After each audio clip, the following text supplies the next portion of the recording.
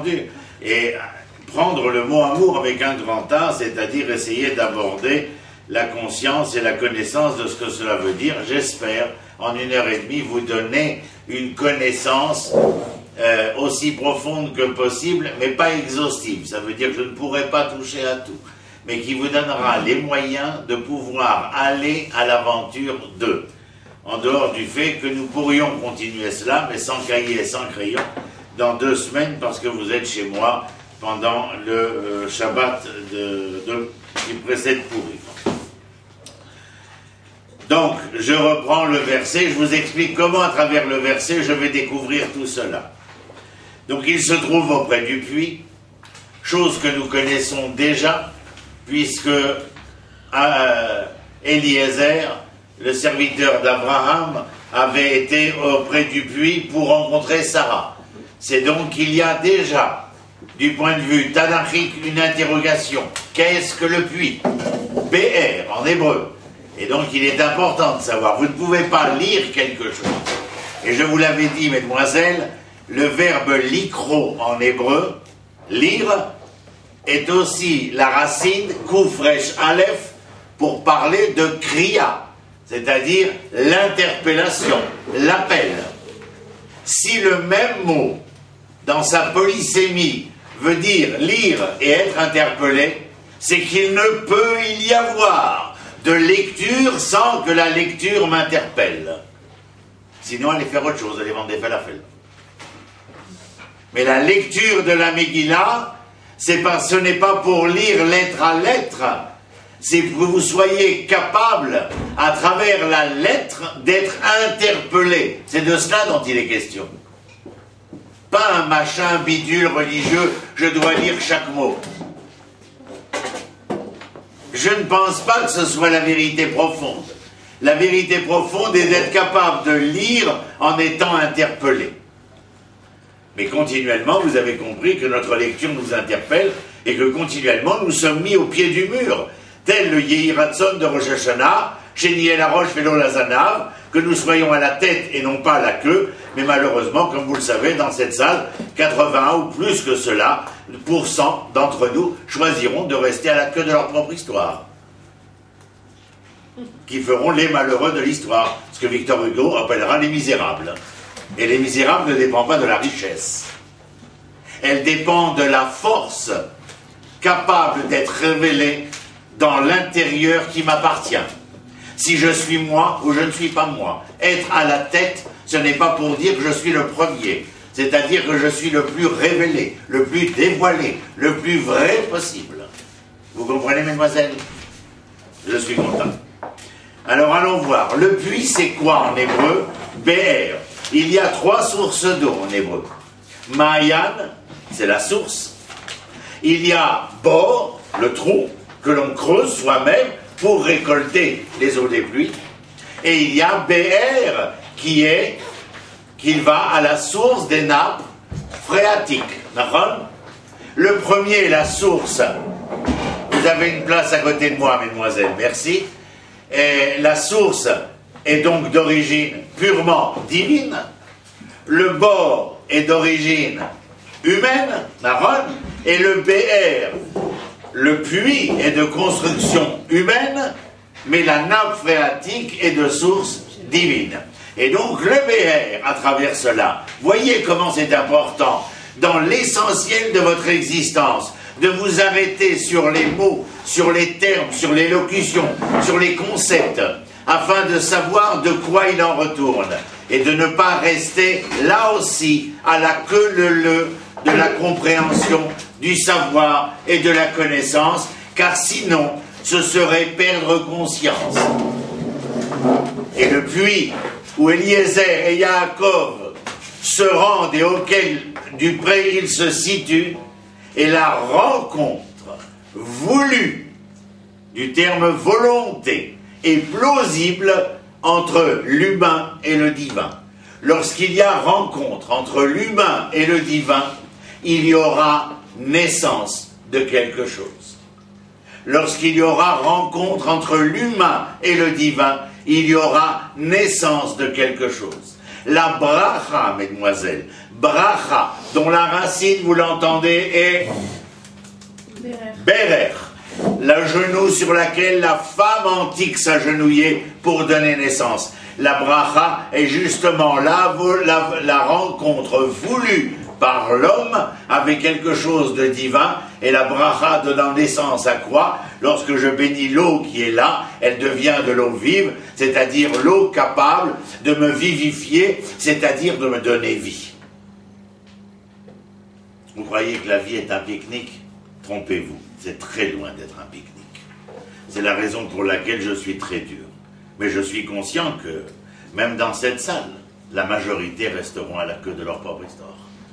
Mais en tout cas, je viens, comme l'enseignement que je décide de donner, mes livres d'écrire ou mes articles de produits. Je ne sais pas si vous avez lu cette semaine et la semaine dernière l'article « Vivre sa mort ». C'est une partie du 4e livre que je suis en train d'écrire, que j'ai fait publier. C'est-à-dire comment, après ma mort, le 18 juin 2006, j'ai dû apprendre à vivre ma mort. Voilà. Si vous n'avez pas lu, vous pouvez le trouver sur les réseaux sociaux, sur les journaux, etc.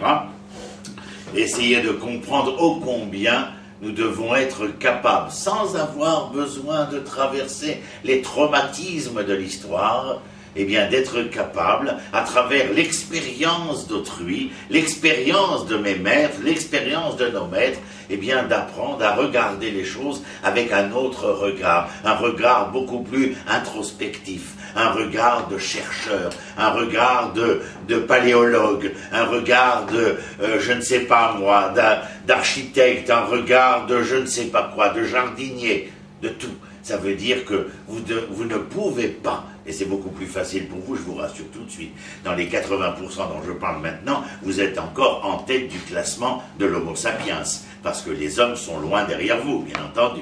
Donc vous avez une capacité, Nahon, de résilience, comme dirait Boris Cyrulnik, à travers les terreurs et les torpeurs et les traumatismes de l'existence, qui sont beaucoup plus évolués, beaucoup plus, probants que ceux des garçons. Alors Yaakov, il est auprès du puits. Il est donc là, dans cette rencontre entre lui, l'homme, et ce qu'il y a de divin dans la nappe phréatique, mais dans la métaphore de la nappe phréatique, il y a cette rencontre face à face entre Yaakov et l'Éternel. Et vous avez entendu, les troupeaux viennent auprès du puits pour s'abreuver, Ve'aven gdola al pi habeher. C'est-à-dire la pierre est très lourde sur le puits, il faut l'enlever à chaque fois, pour pouvoir... regardez le verset Gimel, et vous allez suivre, vous allez regarder les termes, apprenez à lire les lettres. Je vous rappelle, peut-être que je ne vous l'avais pas dit, que je ne sais plus à qui je dis quoi, la lettre est une note, le mot est un temps, la phrase une mesure, et chaque texte est une symphonie fantastique. Mais ce sera votre note, votre temps, votre mesure, qui feront de la symphonie quelque chose de fantastique, ou bien une cacophonie, où personne ne pourra s'y entendre. Malheureusement, là aussi, nous sommes témoins. Le premier témoin, c'est d'ouvrir le journal et les informations du matin, que les 80% sont toujours là présents et très militants. Au lieu de dire « nous aurons satisfaction d'être nous-mêmes », nous aurons ne pas nous satisfaire. Sachez, mesdemoiselles, que c'est véritablement les dangers qui vous guident, qui vous guettent à la sortie de la fin de vos études. Tant que c'est des études, les choses ronronnent, elles sont redondantes. Mais dès la fin des études, lorsqu'on rentre dans la vie pratique, et là nous allons parler de la vie la plus pratique qui soit, car vous entendez comme moi, que si le rabbin X a été arrêté, l'homme politique Y, la femme Z, ou la société je ne sais laquelle, toujours au milieu, il y aura le sexe, le pouvoir et l'argent. Continuellement, le triptyque essentiel. C'est pire que le triangle des Bermudes. La force, qui est le pouvoir, l'argent, c'est-à-dire la richesse, l'avidité et le sexe, bien entendu, sont ici au cœur de la dramatique de l'Homo sapiens. Alors voyons ce que Yaakov nous présente. Je suis au verset Gimel. Venez Darim, et tous les troupeaux étaient rassemblés. Vegalelu et Aeven, ils ont fait rouler la pierre. Mais Alpia Be'er, au-dessus de la bouche du puits. Alors déjà, dans le texte, vous faites attention, bien entendu, que le puits, pour dire l'ouverture du puits, on ne dit pas Petar à Be'er, mais on dit Pi à Be'er. Mais oui, quand vous savez que le Be'er, c'est la rencontre entre l'humain et le divin, je ne pense pas qu'il y ait rencontre entre toi et moi sans qu'il y ait la volonté de dialoguer. C'est-à-dire de parler, bien entendu. Ah, tu avais dit parler? Je n'ai pas entendu. C'est-à-dire pi ABR, c'est-à-dire que cette rencontre auprès du puits est porteuse d'un verbe, est porteuse d'une parole qu'il va falloir découvrir, bien entendu. Et maintenant, écoutez, au verset Dalet, le dialogue qui s'instaure, absolument extraordinaire. Vayomer lahem Yaakov, achai me'ainatem. Mes frères, d'où venez-vous? Je vous rappelle qu'il y a un mois, vous avez étudié sur le plus grand échec du début de l'institution humaine, qui est le meurtre de Caïn vis-à-vis de son frère Abel. Et donc l'histoire de l'humanité commençait par un meurtre, par un fratricide. Et je vous rappelle qu'il n'y a de possibilité d'être dans le livre que nous lisons en ce moment, Shemot, que parce qu'à la fin de Bereshit, dans la paracha de Vayechi, Yosef reconnaît ses frères et pardonne à ses frères. S'il n'y avait pas cette reconnaissance et ce pardon, c'est-à-dire ce rétablissement de la fraternité, nous n'aurions plus jamais eu la possibilité de continuer à lire ce que nous appelons le livre de Shemot, qui sont les noms. Les noms. C'est très important à comprendre cela. Tout repose sur cette dimension de la fraternité. Et Yaakov, auprès du puits, la première parole qu'il prononce est celle-ci. Achai me'ainatem, mes frères, d'où êtes-vous? Aujourd'hui, c'est très à la mode en Israël. J'entends mes garçons. Achi, manishma achi. Chez les filles, on entend un peu moins Achoti verroulé. Chez les garçons, c'est Achi. C'est bien. Il faut simplement que le terme, s'il est utilisé, ne pas l'usiter à aucun sens. C'est-à-dire lui donner sa densité, bien entendu. Et véritablement. Ah, vous vous rappelez ce que je vous avais dit? Peut-être que non. Mais en tout cas, celles qui avaient l'esprit marqué savent que Ar, c'est la racine de Acher, l'autre. Et Acher, c'est la racine de Achraï, qui veut dire responsable. N'est donc responsable dans ce monde que celui capable de voir chez l'autre, celui qui est son frère. Vous voyez la richesse de l'hébreu? On est très loin de passer seulement ses vacances en Israël, et on est très loin de la religion, bien entendu. On est en plein dans la Torah. Dans la Torah, dans les prophètes et dans les hagiographes. Le Tanakh, je vous ai dit, à la base de tout. Il est à l'essence de tout. Si lui n'était pas, rien ne serait de la littérature qui est la nôtre. Elle est la source de tout. Je répète parce qu'il faut que ça rentre dans vos esprits, parce que demain vous allez devenir les femmes, les mères, etc. Et c'est par vous que l'éducation se fait. Les pères enseignent, mais les mères éduquent. C'est deux pôles complètement, pas complètement, mais deux pôles qui sont différentiels. Et je pense qu'il y a beaucoup plus de responsabilité dans l'éducation que dans l'enseignement. D'ailleurs, on envoie nos enfants à l'école pour être enseignés. C'est à la maison qu'on les éduque, il ne faut pas faire l'erreur non plus. Et si la maison éduque et l'école enseigne, à la maison, c'est maman qui éduque et papa qui enseigne. Ne pas se mélanger les crayons non plus. Vous comprenez? Plus vous saurez, plus vous serez. C'est clair ce que je dis? Plus vous saurez, plus vous serez. Lorsqu'on est à la queue de son histoire, c'est qu'on n'a pas été en quête de savoir, de connaissance et de conscience. De devenir et rester un abruti de l'histoire, ça ne demande pas d'effort. Vous ouvrez des portes et vous les rencontrez à tous les coins de rue. Ces espèces de morts vivants qui sont capables de marcher, de sourire, de crier, de se frapper, de s'insulter ou de se dire je t'aime, mais qui sont complètement morts à l'intérieur. près du puits, la relation de l'homme, de l'humain et du divin. C'est afin de donner la parole à tout ce qu'il y a de divin dans l'humain. C'est-à-dire révéler en chacun de nous l'image divine sur le visage humain. Et lorsque l'image divine s'élimine du visage humain, ce qu'il reste, c'est la bête. Tu suis? Même si vous n'étiez pas là, je dirais la même chose, parce que je trouve que c'est passionnant.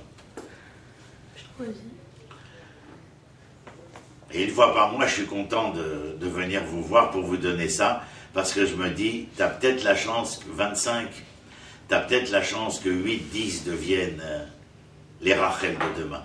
Vous allez voir Rachel. Mais j'espère que les 22 ou 23, je ne sais pas combien vous êtes, on s'en fout, on ne compte pas quand on aime. Que toutes vous deveniez. Et simplement, ces sales statistiques dans ma tête qui me donnent des coups à chaque fois et qui me disent « ça ne marchera pas, idiot de Ronnie ». Toujours à vouloir m'empêcher de parler, de donner, d'offrir, d'octroyer mes présents aux hommes de demain pour qu'ils soient présents dans leur aujourd'hui. Heureusement qu'on enregistre, c'était bien ça. Vous voyez, vous m'inspirez en plus. Merci, mesdemoiselles. Donc je continue, regardez où on va aller. Vayomer lahem Yaakov Achaim Ainatem, d'où venez-vous? Atem, Me'ainatem. Vayomru, et eux lui répondent, Micharan, Anardo. Nous venons de Haran. Haran, c'est la Syrie, hein, c'est Alep, aujourd'hui. Hein, Alep. Qui habite Haran? Le premier que nous connaissons des Hébreux habités Haran, c'est Eran. Pas Eran, Nahor, le fils de Terah. Eran est mort en Mésopotamie, à Ur-Kasdim. Ur-Kasdim, c'est Bassor, à la frontière irako-koweïtienne. Mais là, nous sommes à la frontière turque-syrienne. On l'entend tous les jours à la télévision, à la radio. Alep, c'est là, Haran. Alors, il dit, nous sommes de Haran.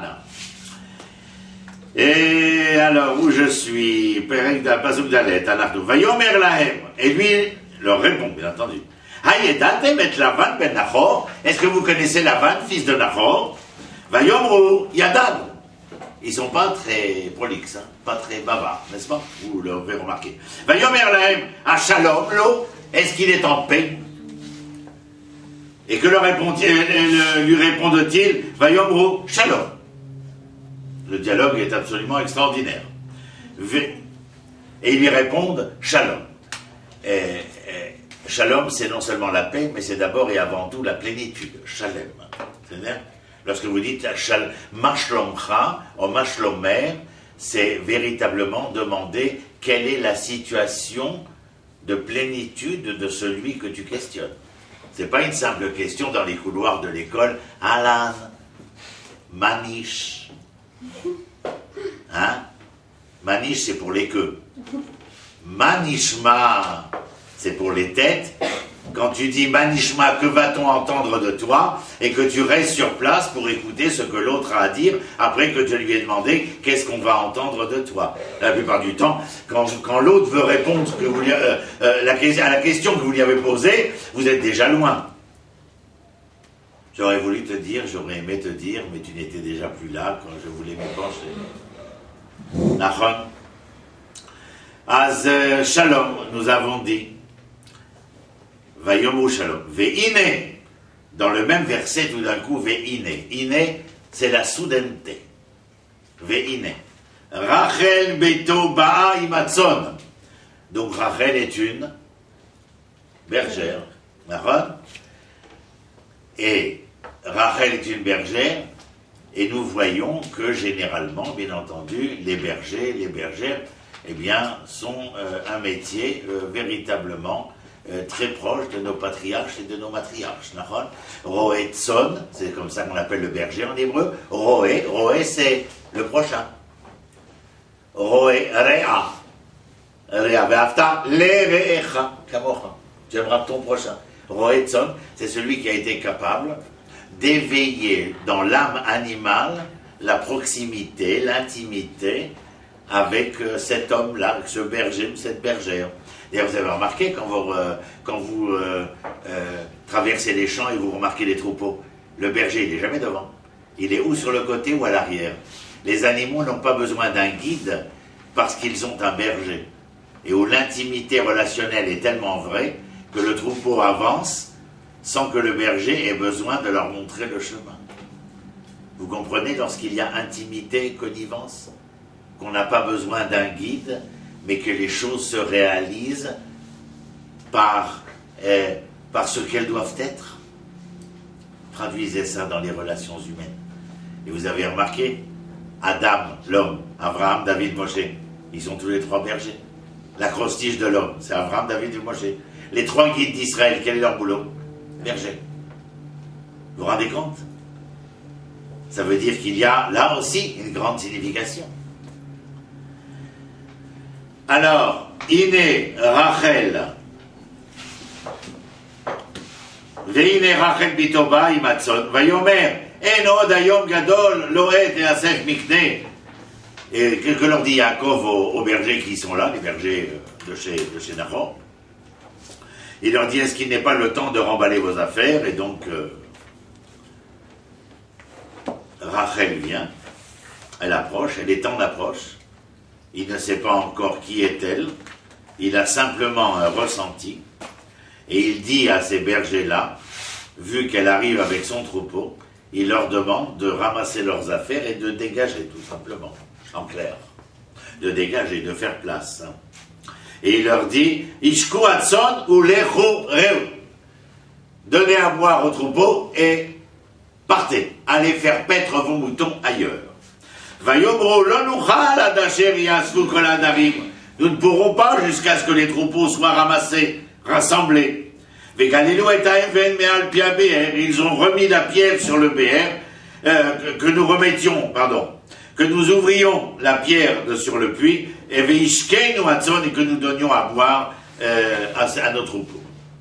Verset tête. Odenu medaber imam, alors qu'il parlait encore avec ses bergers. Verachel ba'a imatzon, voici que Rachel venait avec le troupeau. Asher le Avia, qui était à son père. Achi imo, le frère de sa mère, à lui, la mère de Yaakov. Rivka, c'est la sœur de Lavan. Ve'etzon Lavan achi imo, vaïgash Yaakov, vaïgash. À chaque fois qu'un Arnoun Nigashim, il y a Vaïgash Yehuda, la paracha de Vaïgash, c'est comme lorsque Yehuda va se mesurer à Yosef, qui est prince d'Égypte, mais Yehuda ne le sait pas. Donc le verbe, la Geshet, c'est véritablement aller à la rencontre de quelqu'un, mais en étant prêt à se mesurer à lui. C'est donc qu'il y a sous-jacent un relent de conflictualité. C'est-à-dire un relent de conflit. Et alors, qu'est-ce qu'il fait? Vaïgash Yaakov, Vaïgal et Aeven. Gal en hébreu, c'est découvrir les galotes. Aval Gal en hébreu, c'est la racine de Gola et de Géoula. Comment est-ce possible? Gola en hébreu, c'est l'exil, Géoula, c'est la délivrance. Quelle est la différence entre quand on écrit Gola et qu'on écrit Géoula? Il y a une différence, une seule lettre, laquelle? Aleph. Vous savez qu'on aime jouer aux chiffres et aux lettres en hébreu, bien avant Armand Jameau et France 2. Gola vaut 44. Gimel Vav Lamed E. Et Gola vaut 44, et qu'est-ce qui est égal à 44? Dam, le sang. Vous dire qu'il y a une espèce d'intimité, entre parenthèses, entre guillemets, je dirais, entre l'exil et le sang versé, j'ai pas besoin de vous faire un dessin. Mais lorsque nous retrouvons le processus de la délivrance, c'est donc que le Aleph vient se mettre 44, Géoula c'est combien? 45, d'accord? Et si Dam c'est égal à l'exil, Géoula auquel j'ai rajouté un Aleph fera que je rajoute un Aleph à Dam et je deviens Adam. Et donc la délivrance, c'est la capacité que nous aurons à pouvoir retrouver cette dimension de l'homme avec un grand H. Parce que lorsque j'étais en Égypte, j'étais un sous-homme. Ou lorsque j'étais dans les camps il y a 75 ans, je n'étais qu'un chiffre. Et en sortant des camps, je retrouve mon nom. Oui, mon identité. Mais je retrouve un nom. À Birkenau, je ne m'appelais pas. J'étais numéroté. Le numéro est quantitatif, le nom est qualitatif. Rappelez-vous cela. Ce n'est pas la quantité qui fera votre vie, c'est la qualité de ce que vous êtes qui fera de votre vie ce à quoi vous aspirez. Mais si jamais vous aviez de la quantité à côté de la qualité, c'est la qualité qui gère la quantité et non pas le contraire. C'est comme le rapport entre le cœur et la raison. Les deux sont nécessaires, ils sont une osmose de principe, mais c'est la raison qui gère le cœur et non pas le cœur qui gère la raison. Parce que le cœur est trop sensible, il pourrait rendre irraisonnable la raison. Mais nous avons besoin, l'homme est raison, la femme est sensibilité, elle est cœur en quelque sorte, mais il faut que la raison soit sensible et que la sensibilité soit raisonnable. Ça vous plaît? C'est pour vous. Ça vient de sortir, c'est gratuit. Maintenant, la rencontre, le face-à-face. C'est là où les Athéniens vont commencer à s'atteignir. Vaï kasher ha Yaakov et Rachel bat Lavan. Et lorsqu'il vit Yaakov, Rachel, fille de Lavan, sœur de sa mère. Donc nous avons dit Vaïgash Yaakov, c'est la suite du verset, Vaïgal est à Even. Je vous rappelle que Even n'est pas simplement une pierre, que vous le sachiez. Even, c'est la construction de deux termes, Av et Ben, le Père et le Fils, mais sans Saint-Esprit. La pierre est donc la représentativité du Père et du Fils. Qu'est-ce que l'on veut dire par cela? Toladot, c'est-à-dire les générations. C'est-à-dire, donc la pierre, ici, peut être significative aussi des générations à venir. Remarquez qu'à chaque fois que nous découvrons quelque chose en Israël, nos archéologues nous font le plaisir de nous transmettre ce qu'ils ont découvert, et automatiquement il y a une fierté nationale. Dernièrement, vous avez entendu, on a retrouvé une colonne avec un écriteau en hébreu datant d'il y a de plus de 18 siècles. Automatiquement, ça passe sur les informations afin de nous dire, regardez comment la pierre est capable de témoigner de la génération qui a été et qui est avec vous. Il y a une continuité, si vous préférez. Donc il la déplace, et regardez bien maintenant ce qui est écrit. Vaïshak et Tson Lavan Achimo. Il donna à boire, il a abreuvé le troupeau du frère de sa mère. Rappelez-vous, Vaïshak, c'est donner à boire. Et regardez juste le verset d'après, Yud Aleph, il est écrit Vaïshak Yaakov le Rachel. C'est-à-dire que Yaakov a fait quoi? Il a embrassé Rachel. Shak, c'est la racine de Neshika. Et Vaïshak précédent que vous avez vu, c'était donner à boire. Et alors, vous croyez que je suis resté devant ces termes stam comme ça? Non. J'ai voulu savoir quel rapport il y avait, à partir d'une même racine, il y avait entre donner à boire et embrasser. J'ai fouillé et j'ai trouvé. Dans le Shir HaShirim, il y a marqué « Ishakeni mineshikot piou » il m'embrassera du baiser de sa bouche. Vous n'êtes jamais posé la question pourquoi on embrassait avec la bouche. Eh bien, Rachid l'a dit, lui. C'est parce que lorsque j'embrasse, j'expire. Je n'inspire pas. J'expire. Maintenant, quand l'Éternel a créé l'homme, après que l'homo ait été créé, qu'est-ce que fait Dieu? Vaïpa be'apav nishmat chaim. Il insuffle dans ses narines un souffle de vie pour que l'homme se lève et marche. Vous me suivez jusqu'à maintenant? Je continue. Quand je donne à boire à quelqu'un, si je ne donnais pas à boire à une personne, qu'arriverait-il? Donner à boire à quelqu'un, c'est lui donner quoi? La vie. C'est-à-dire que lorsqu'on est assoiffé, on a besoin de repaître sa soif, et lorsqu'on a repu sa soif, on est beaucoup plus vivifiant. Je laisse l'eau, je prends le baiser. Lorsque je t'embrasse, qu'est-ce que je fais? J'insuffle un souffle, j'expire. Le souffle, c'est ce qui permet de donner la... Oui, ben voilà, vous avez trouvé le rapport.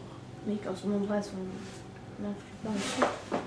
Ah, mais sache que quand ma mère m'embrassait, ou quand j'ai donné mon premier baiser, c'est à chaque fois une véritable naissance, si ce n'est renaissance. Non, j'arrive pas à suivre. Embrasser, c'est expirer, c'est donner de son souffle. D'accord? Ce que j'ai expliqué. Quand tu embrasses, tu n'aspires pas, tu expires. C'est une expiration, physiologiquement parlant. Cette expiration, c'est un souffle qui est offert à l'autre, au prochain. D'accord? Que ce soit embrasser ta mère, ou que ce soit embrasser ton mari demain, etc., etc., ou embrasser tes enfants. Qu'est-ce que tu cherches dans le baiser? À marquer ton affection, à marquer ton amour. Mais qu'est-ce que l'affection et l'amour si ce n'est que de vouloir donner vie? Sans amour et sans affection, est-ce qu'il est possible de vivre? Il est tout juste possible de survivre. Pourquoi donner à boire à quelqu'un?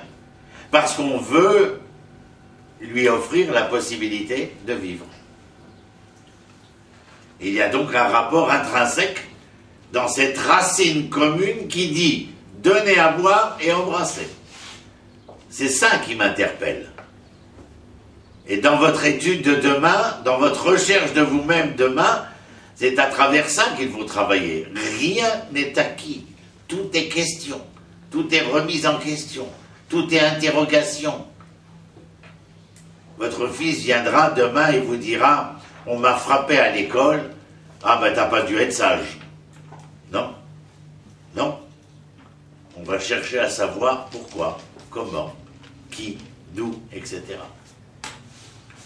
Aucune chose ne peut être prise argent comptant ou au premier degré. Et donc il y a là, de là-bas, Edrachel bat Lavan Achimodana, où est-ce que j'en étais? Vaïchar, père Pasuk Yudan, Vaïchar Yaakov les Rachel, Vaïssa et Kolo Vaïevk. C'est la phrase, elle est entière, il faut la lire entière. Il a embrassé Rachel. Quand il a fini de l'embrasser, il a crié et il a pleuré. Ça veut dire que vous vous trouvez dans un moment d'intense, quoi? Émotion. Évidemment. Mais il a eu un coup de foudre alors, ce qu'on appelle. On va y venir et tu as totalement raison. Cette perspicacité féminine ne fait que me conforter dans ma pensée. Kol hakavod. C'est en bonne voie pour la tête.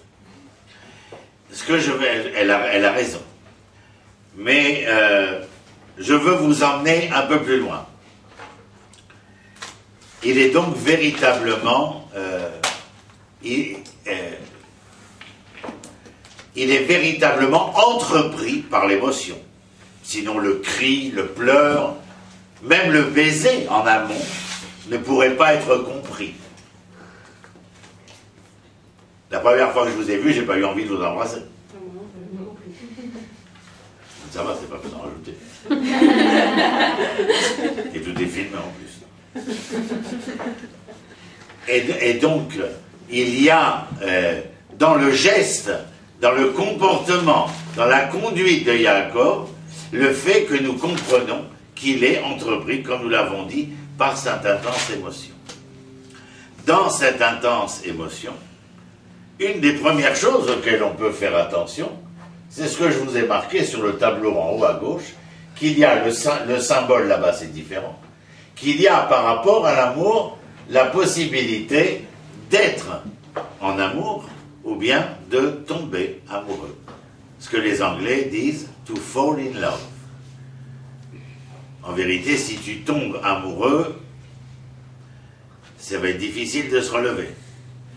Alors que être amoureux, c'est véritablement un état d'être, un état de vécu, un état existentiel.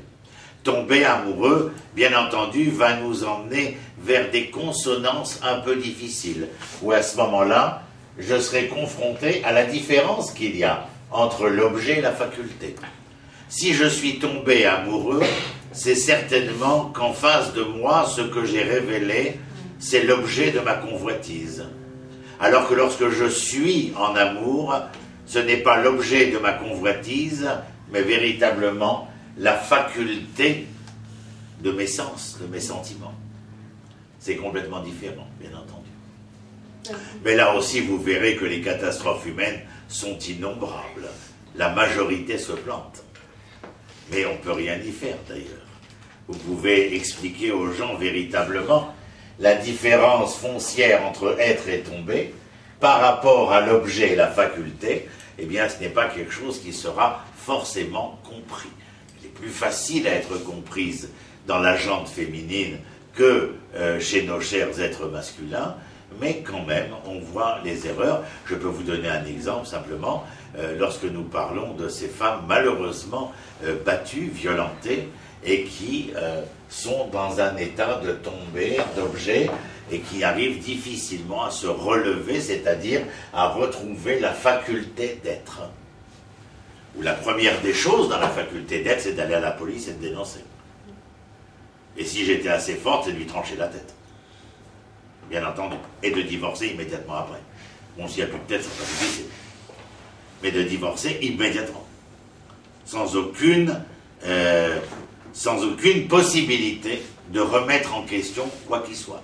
À partir du moment où il lève la main, sans même avoir porté le coup, le seul fait d'avoir levé la main est un casus belli, un cause de belligérance, sur lequel le din est rad vechalak shalom. Et si c'est elle qui lève la main? C'est la même chose. Alors, vous croyez que les choses sont à sens unique? Non, la majorité des cas, c'est nachon, que c'est de l'homme vis-à-vis de la femme, mais il y a des cas où nous sommes confrontés à des femmes violentes, et qui sont absolument morbides. Je vous donne l'exemple de la semaine dernière. Cet enfant de 4 ans qui a été hospitalisé et dans la chambre duquel on a placé des caméras de surveillance, et on a vu le père avoir des attitudes pédophiles et la mère de vouloir empoisonner l'enfant. Donc vous voyez qu'une femme est capable d'empoisonner le propre fruit de son sein.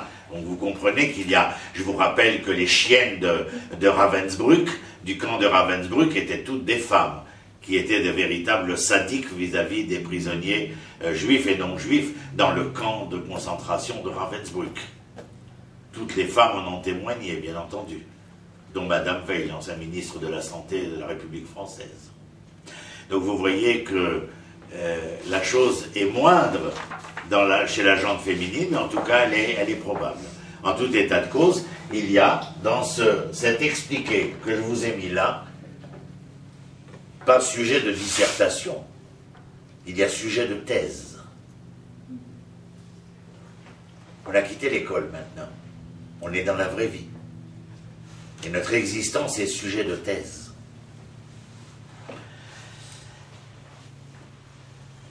Pour raccourcir, parce que je vois que le temps passe excessivement vite, ce qui me contrit d'ailleurs de voir chaque minute qui passe, c'est comme à partir du moment où nous naissons, nous allons vers la mort.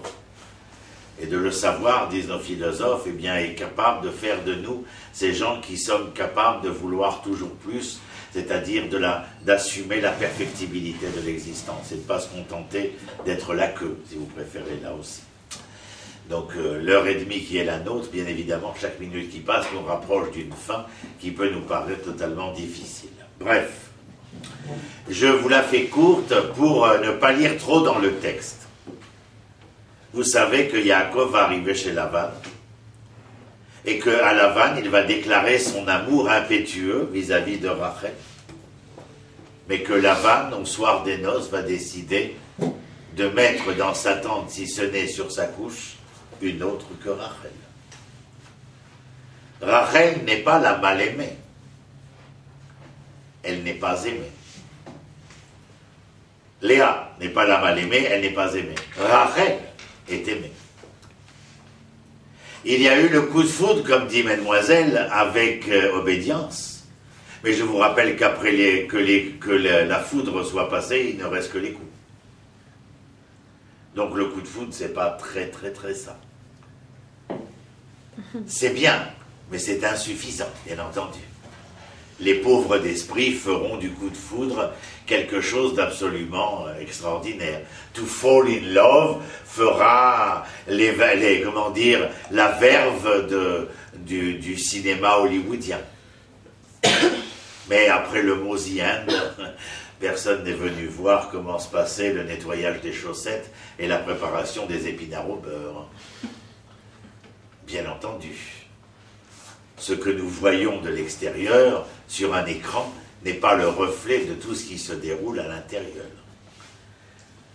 Monsieur Karl Lauberg était le directeur des pavillons 10 et 11 à Auschwitz, donc le grand patron des médecins comme Joseph Mengele, les tortionnaires, des expérimentations en génétique et en physiologie.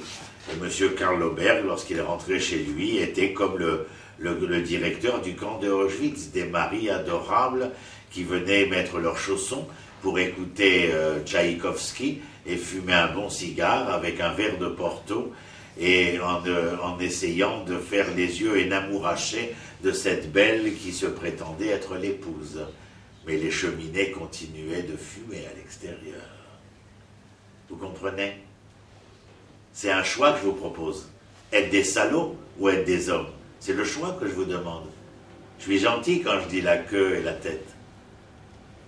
En vérité, les salauds sont ceux qui entraînent le monde dans la guerre prochaine, dans la prochaine déflagration. Et vous savez qu'il n'y a pas besoin d'être un grand géopolitologue pour savoir que ce ne sera pas dans 100 ans, ni peut-être même dans 50 ans. C'est beaucoup plus proche de nous que ce qu'on pense. Parce que les hommes sont les hommes, l'être humain n'est pas encore cet être capable de se révéler dans l'identité morale qui doit être la sienne. Léa a les yeux rêches parce qu'elle en a marre de pleurer, de ne pas être l'aimée. Ce qu'on ferait toi et moi d'ailleurs. Si on n'était pas aimé, on aurait des larmes qui couleraient. Car là où il y a les glandes lacrymales, les canaux lacrymaux ici au coin, eh bien les larmes attendent toujours de pouvoir s'écouler. Et quand véritablement on est mal aimé, les larmes peuvent devenir des pleurs.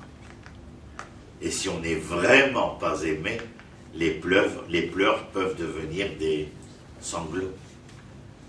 Vous voyez, on peut étudier la Torah et s'éclater. Et ne pas avoir l'impression qu'on est mu dans une société cléricale où seulement le permis et l'interdit ont force de loi. Si la Torah ne touche pas à la vie, elle ne veut strictement rien dire, mais elle peut s'appeler religion. Mais lorsque l'enseignement divin touche à la vie du quotidien, cela s'appelle l'enseignement de l'éternel. Torah veut dire enseignement. Donc Léa est mal aimée, et elle dit quelque chose que vous devez savoir. Je vais apprendre à Yaakov ce que veut dire aimer. Parce que vous-même, vous ne le savez pas. Vous avez une idée préconçue de ce que veut dire aimer. D'après ce que papa et maman vous ont montré, s'ils s'aimaient un peu, tant mieux. S'ils s'aimaient mal, tant pis. Ensuite, de ce que vous avez vécu à l'école, au lycée, du premier regard, du premier garçon, de l'émotion ressentie, de l'effervescence, de la chair de poule. Mais vous ne savez pas de quoi il est question véritablement. Vous êtes dans le ressenti de quelque chose. Mais vous n'avez pas conscience de ce qu'il y a de conscient et de connaissant dans le ressenti. Et Léa a dit, moi je vais l'y apprendre. Vous voulez apprendre?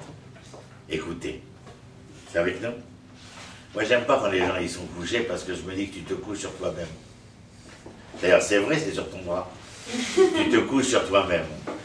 C'est-à-dire que tu deviens la paillasse de ta vie. Je suis méchant, hein? Mais c'est comme mes malades, quand on leur coupe le pied, c'est justement pour qu'ils vivent. Lorsqu'on voit la caméra simplement sur le couteau, on dit « Oh, quel salaud !» Quand on élargit le champ, on dit on voit un pied malade avec un bistouri. Ah, tiens, que se passe-t-il? Et si on élargit le champ, on voit des hommes en verre avec des masques et en train de couper le pied pour que cet homme puisse continuer à vivre, parce que si on n'avait pas coupé le pied, la gangrène aurait perpétué et il serait mort complètement. Alors que là, il a encore 1 an, 10 ans, 20 ans, 30 ans devant lui. Voilà. Donc non seulement je suis content que vous n'ayez pas voulu m'embrasser, mais je ne suis pas là pour vous plaire non plus. Je suis là pour vous enseigner. Et pour vous défoncer le neurone et le synapse. Et je ne sais pas ce qu'on vous enseigne par ailleurs, ça ne m'intéresse même pas. C'est vous dire à quel point je suis sûr de ce que je dis et de ce que j'enseigne. Parce que c'est face à la vie, face à l'épreuve.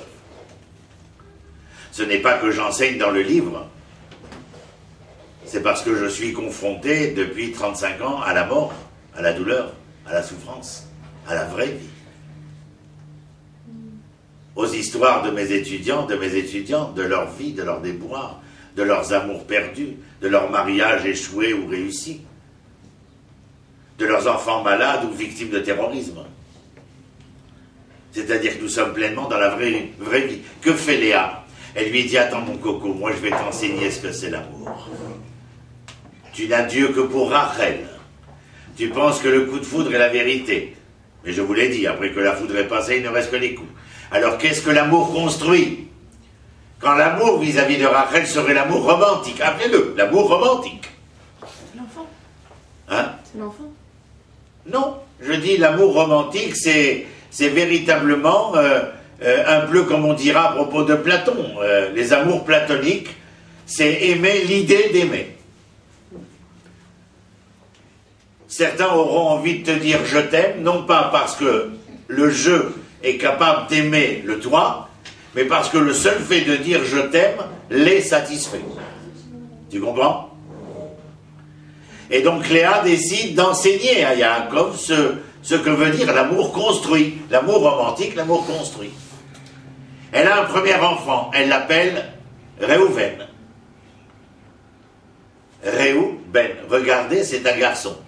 Je vous rappelle que Ben peut dire aussi l'enfant, parce que dans Ben, c'est la racine de livnot qui veut dire construire. L'enfant nous construit. Mais là, Réhouven, ce n'est pas regarder, c'est un garçon, mais c'est un garçon parce que je lui ai appris à Yaakov à quoi faire? À me regarder. Elle a un deuxième enfant. Et elle l'appelle comment? Shimon. C'est-à-dire qu'elle vient nous déclarer, lui déclarer. Je ne t'ai pas simplement appris à me regarder, je t'ai appris aussi à m'entendre. Je vous ai appris qu'entendre, ça avait lieu dans l'oreille interne, c'est-à-dire là où il y a le liquide du centre de gravité qui vous permet, dans la physiologie de l'être, de préserver l'équilibre humain. Mais elle a un troisième enfant, et il s'appelle Lévi. Et Lévi, c'est le verbe lélavot, c'est-à-dire accompagner. Je ne t'ai pas appris simplement à me regarder, à m'entendre, mais je t'ai appris à me donner la main pour m'accompagner.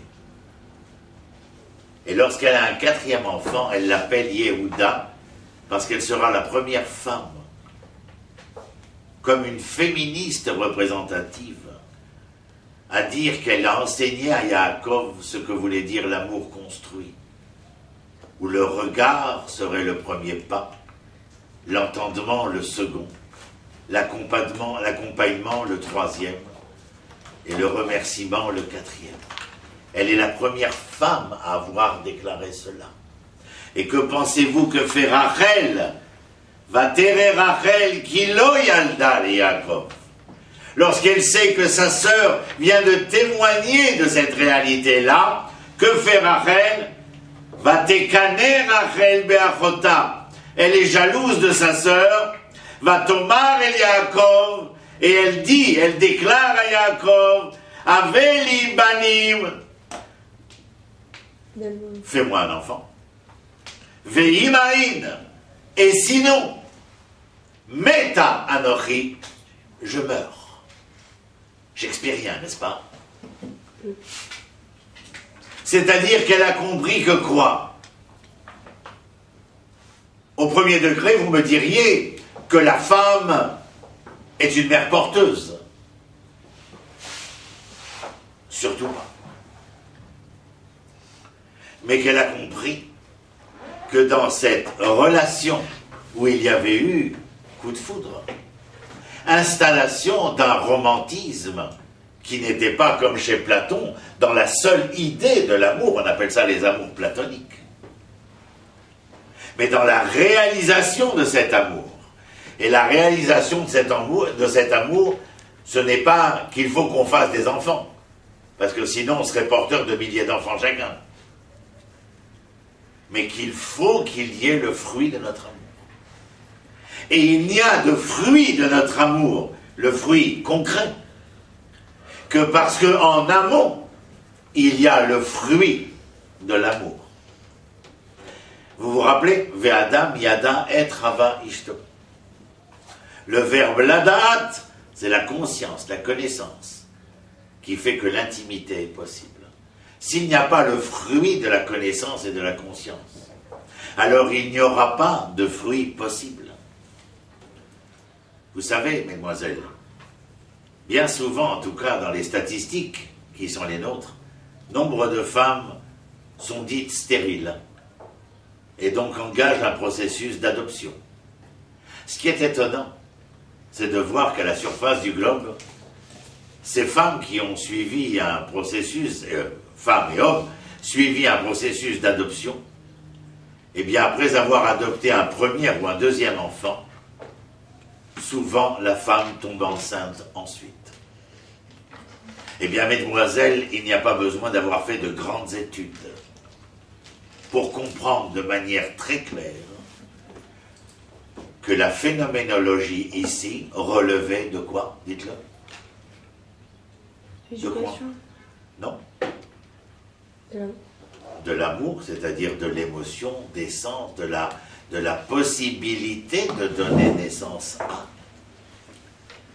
Vous ne pouvez donner à naissance à que si cette intimité-là, cette osmose-là, cette symbiose-là est une réalité probante.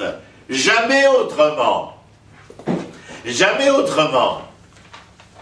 Elle était stérile, certainement parce que quelque chose en eux était stérile. Mais cette stérilité-là disparaissait quand il y avait la preuve que nous étions capables de pouvoir donner à naissance. Naissance. À partir de quel moment? Lorsque nous prenions conscience, lorsque nous avions connaissance, alors il était possible de donner naissance. Et Rachel lui dit, si toi et moi, nous ne sommes pas capables de donner naissance, à travers cet amour que nous prenons, alors qu'est-ce que je deviens? Ve'anochi, Maretou Shama, qu'est-ce qu'il dit? Meta Anochi, morte je serai. Parce qu'il y a là véritablement une prise de conscience qu'elle fait prendre à Yaakov, et d'ailleurs elle accouche ensuite. Parce que Yaakov comprend ce que Léa lui a enseigné, et ce que Léa lui a enseigné va servir à Yaakov dans sa relation d'amour avec Rachel. Vous aviez à penser à tout ça depuis que vous lisez ce passage dans votre histoire? Jamais. Mais vous voyez, c'est noir sur blanc. C'est comme ce qu'on a fait le mois dernier, bien entendu. Alors je vais vous dire un certain nombre de choses que je dis à mes élèves. Je ne sais même plus ce que je vous ai marqué là-haut. une chose est importante. C'est qu'un philosophe grec, qui sera repris par M. Erich Fromm en 1956, le père de la psychanalyse de Francfort-sur-le-Main aux États-Unis, écrira un livre qui s'appelle L'art d'aimer. Erich Fromm. Aimer est un art. Mais comme tous les arts, vous avez besoin d'en connaître la théorie et de mettre en pratique cette théorie. Pas d'amour platonique. C'est ce que lui dit Rachel, en fin de compte. Ça ne me sert à rien, tes déclarations amoureuses. Ce que je veux, ce sont des faits, des actions. Vous allez rentrer demain à la maison. Je t'aime, ma chérie. So what? Traduit. Tu as amené un bouquet de fleurs. Tu m'as demandé comment s'est passée ma journée. Tu t'es inquiété de savoir pourquoi je boitais. Enfin, vous vous rappelez ma définition de l'amour? Je vous le rappelle si vous l'avez oublié. Aimer, c'est souffrir ta souffrance et me réjouir de ta joie sans que tu aies besoin de me dire que tu as mal ou que tu es heureuse, contente, souriante. Quand mon fils regarde avec nos enfants, il rentre de l'école, j'ai souvent pas besoin de lui demander qu'est-ce qui s'est passé. Et si je lui demande qu'est-ce qui s'est passé, c'est parce que je ressens qu'il s'est passé quelque chose. On appellera ça chez maman l'instinct maternel. Si vous n'êtes pas capable de ressentir cela, souffrir la souffrance. Je rencontre quelqu'un, il me dit « Ah, moi, Israël, j'en peux plus, hein, j'adore. » Où t'es? Je suis à l'hôtel à Eilat. Tu parles l'hébreu? Non. Ah, j'ai dit, ben, t'as le droit de rester un analphabète. Si tu aimes, il faut que tu sois capable de ressentir. Ressentir la souffrance et la joie de l'autre.